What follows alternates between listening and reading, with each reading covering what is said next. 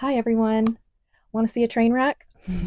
This week I'm going to show you how to fold one large sheet of paper. I'm going to show you how to fold them into a 4-page journal, which turned into a train wreck because I wanted it to be a travel journal and it didn't work out well, which seems to be a theme on this channel.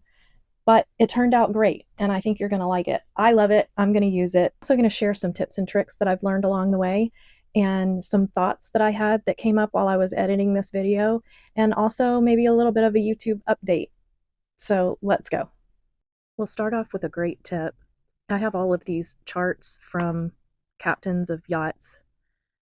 They're abundant here in Fort Lauderdale if you know people in the industry. So I have stacks of them, and I just mist them with water and dry them with a little bit of heat from my blow dryer, and they flatten right out. While I do that, I'll tell you that I'm taking you through a roller coaster of a project. I wanted to make a 1-page folded journal, and it turned into a mess, but then magic. And if I weren't filming for this video, I would have tossed it. But because I'm making videos for YouTube, I stayed with it, and I'm so glad that I did. So let me show you how I did this. First, you're going to fold it long ways, halfway, and then open it up and fold the other. And if you want the design to be on the outside, you're always going to keep that towards the outside. If you flip it around and fold the design in on itself, you'll get the other side, which is just, in this case, plain. You can also paint and add ink or whatever design you want before you start folding. And I'll actually show you that in a couple of minutes. I was motivated by a video that Denise Love did on her YouTube channel. I love her. She's got some great videos, and I'll put her link down below. So you fold it in half and then fold each side back on each other. You've got a little, well, it's an M that way, and you're going to cut just half of that, the first crease down the middle. So you have a split right in the middle of the whole sheet. And now you have your W, and you're going to push the middle part together and fold one side one way and one side the other. Now you're going to fold it in half again, and you have your card or your journal. Now there's openings on the sides, and you can either use those as pockets, but in this case, I'm going to show you how I close those up. I use masking tape, and then I'll gesso over to make sure that it stays in place. But you can see that I'm not perfect in this process because I'm going to gesso. So I just want to get this tape over each of the open edges so that it closes up all the pockets. I've also found that because I don't always fold perfectly, that using the masking tape on the edges is a good way to kind of straighten out and even your pages. You can trim them after, but you have to be very careful because if you've already taped it and then you want to trim it up, it'll open those pockets back up again. And I say this because I've done it a few times. And the same goes if you trim it before the masking tape on those pages that have folds. I've cut those before without thinking, and then I end up with an 8-page journal, which is fine, but that's not what we're doing here. Okay, you get the idea. So I'll go supersonic here so we can finish it up and move on to the next step. So as I said before, I'll show you one that was painted before I did the folding, and this one is just a plain map. I used the smaller one to show you how to fold so that I could get it better on camera, but this is the one that I folded after I painted and drew all over it, and I'm not happy with it. So I'm going to gesso the whole thing and see where it goes. My original plan was to create a travel journal to take with me on a trip that we're taking in May. I'll tell you more about that later. But I didn't really love the blue, even though that's my favorite color. I want something a little bit more neutral. And I taped up all the sides when I wanted to leave a few pockets. Oh, pause. I have artwork from my little one. So beautiful. She loves to create behind me when I'm in the art room. So anyway, I decided to gesso over the whole thing and make it something totally different, although I'm not really sure what yet. If it weren't for YouTube and getting late in the week, and I don't want a week to go by without posting a video, I probably would have tossed this aside and it would have sat for months until I finally had an idea. But I challenged myself to finish, and luckily, with these types of projects, the more layers you add, the better it looks. So I decided to keep going, and at this point, I decided to add some ink because I really wanted some of those details to come back out, which later you'll see I changed my mind again. I'm gonna finish this project. At this point, I decided just to do whatever I want and enjoy it. And here it is all inked up. And I decided to maybe continue along with the travel journal idea and add some pockets. So you can see how I did that here. I just ripped off a piece of the map that I liked and folded the edges. And in hindsight, I would have maybe not left that ripped edge because it's a little bit weak, but I'm going to glue that pocket closed later anyway, so yeah. But just in case you don't know how to do it, at least you see how it's done. So it turns out that some of the ink that I did I really love. I love the flowers, so here I have to bring them back, add more. And I do love the rectangles, which I'll paint in later. But I just couldn't figure out how to pull this all together. So I decided to add more. I found this black and white floral pattern in my scrapbook stash and decided to add that, which turns out to be a lot. There's so much going on these pages. And I'm fully aware of it, but now I've already started gluing it, so I thought, let's just do every page. Why not? There's always gesso. And here's a little tip. Sometimes I have a really hard time tearing up my good scrapbook paper that I really like, or even pages in a book that I love. And also, sometimes the book pages are a little too thick for collage. So I have an Epson Eco Tank, which if you've never checked that out, you should, because that it's got refillable ink and you can print for months and months. And I don't think I've changed my ink in a year at least. And I print pages full of ink all the time. I love that thing. So I make copies of some of the pages that I like. I love to print for collages words from the dictionary.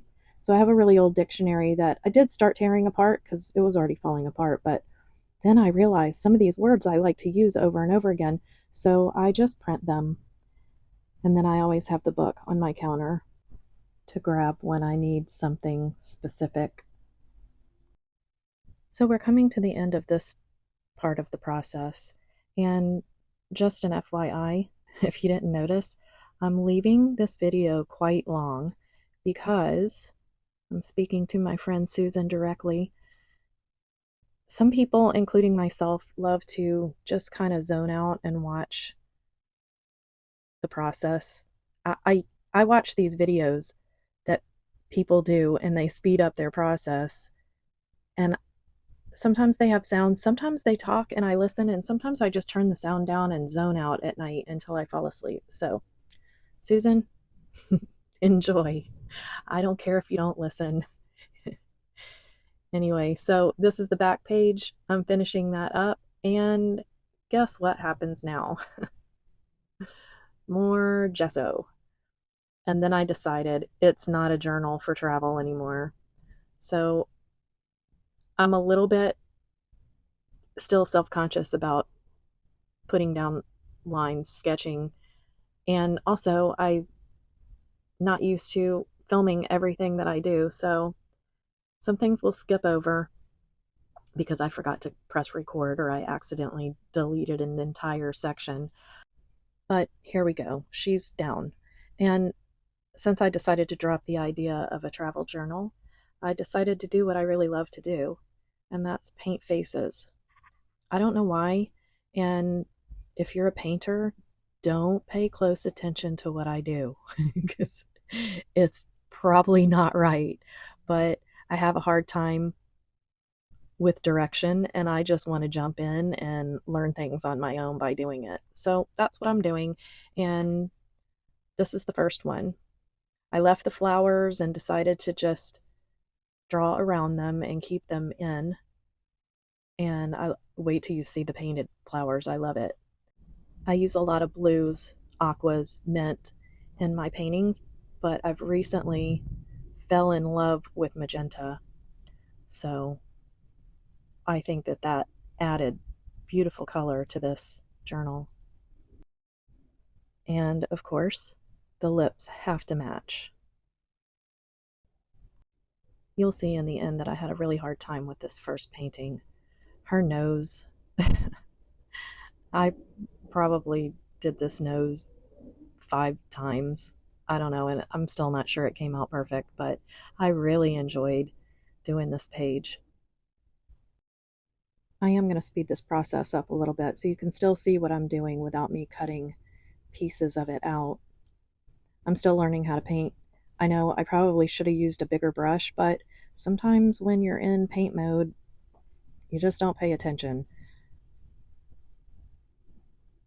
I'm working on using larger brushes. And also, I'm used to, on my canvases, laying it all out in acrylic and then doing the blending in oils. But I don't think you can use oil on a page like this. If I'm wrong, let me know in the comments. Also, if you like this process, or this format, I should say, let me know in the comments. I've done different style videos, short ones. I've done some with music. I was not going to talk in my videos, but my friend told me that she actually enjoys the stories and the behind what I'm doing. So I don't know. Let me know in the comments what you think. I procrastinated for so long in creating a YouTube channel because I didn't want to talk or be in front of the camera. And for those of you who are considering having your own channel, that goes away with the first few videos. It doesn't take long to become comfortable. And I realized at 2 o'clock in the morning one morning that I'm so worried about what people are going to say about my voice. I hate hearing my own voice. But then I realized in the middle of the night, one night, that that's how everyone else hears me and sees me. So why not? And some of you won't mind, and some of you will not like it at all, and that's okay. You can do what I do and turn it down and turn on the music and watch the process if that's all you're interested in. So, yeah, at a certain point, if you want to do it, go for it. I'm really happy that I did, and I've heard so many people in their videos say the only thing you'll say in the end is, I wish I would have started sooner. I really wish I would have started way sooner. But I didn't, and now I did, and I'm really loving it. So here's another tip that I wanted to be sure to share, and maybe I'll make a video of that later and show you my process for finding photos of people, because I like to do the profile so much, but of the positions that I want. So here's a little trick. And you don't have to pay anyone, and you don't have to worry about copyrighted images. I will take a photo of myself or one of my daughters or a friend in the position that I want.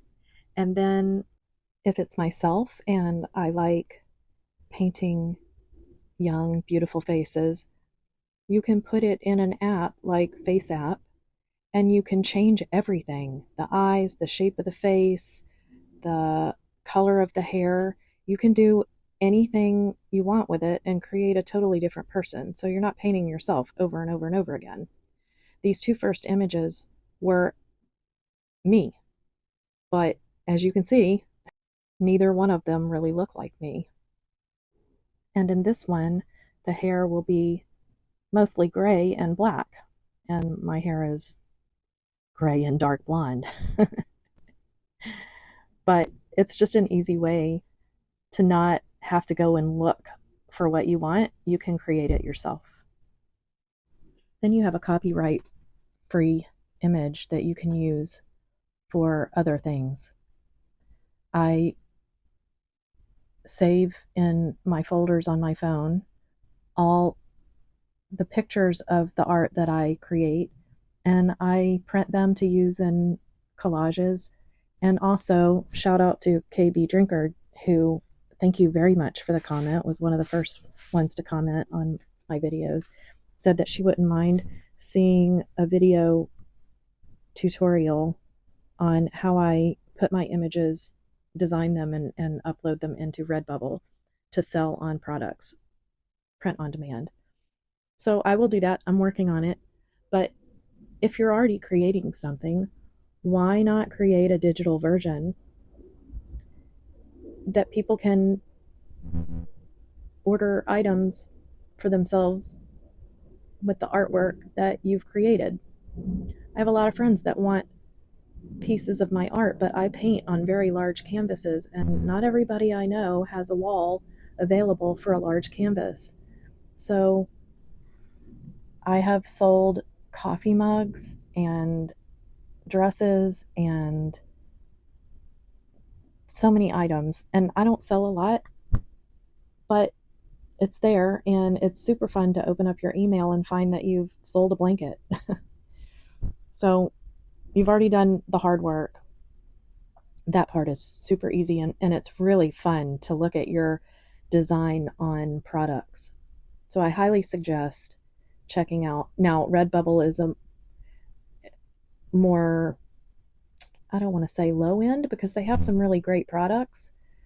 I love the coffee mugs, but there are many different sites, and I'll eventually do a tutorial, or not a tutorial, a comparison video, because I use several different companies. But Redbubble, mostly known for stickers. I love doing stickers. Their stickers are really good. I have a sticker on a coffee mug that I wash for at least a year, over a year, maybe 2 years, and the sticker still has bright colors, and it's on there. It's not coming off. It's gone through the dishwasher so many times. So I will compare. I use Printful, Printify, what else? Gelato. I've recently started using Gelato. I love them. And you can connect them to your website if you have a website, or you can just go to somewhere that has a lot of traffic like Redbubble and just upload the design you've already created. And you never have to do it again. And every year I have a palm tree with Christmas lights on it, and I get sales every October, November, early December, every year. So check that out and stay tuned. I will create a video on that eventually. So this last one is my beautiful friend Sarah, who's way prettier in real life. And I also added some words in the stillness she remembered how to play, and some tiny little journals that I can add notes or stories to myself later. She didn't chase time. She walked beside it on aging gracefully, which is what the journal says. And they spoke in glances and laughter, a language only they could understand, which is true between me and my friends. So there's my lovely journal and a few tips and tricks and thoughts that I wanted to share with you this week. I hope you enjoyed. Now go make your own. See what I mean? Train wreck. But it all turns out good in the end. So it's a process. I don't know that that'll ever change. It's just the way that I do things. And if you can relate, put it in the comments down below, because I'd love to know if I'm the only one that this happens to. So anyway, I hope you enjoyed this video this week. It was a little longer than the last one. I would also love to know if you prefer it this way, or do you want me to cut it down and keep it short and sweet? In the meantime, I hope you have a really super great creative week coming up, and I'll see you next week. Thank you for watching. Bye.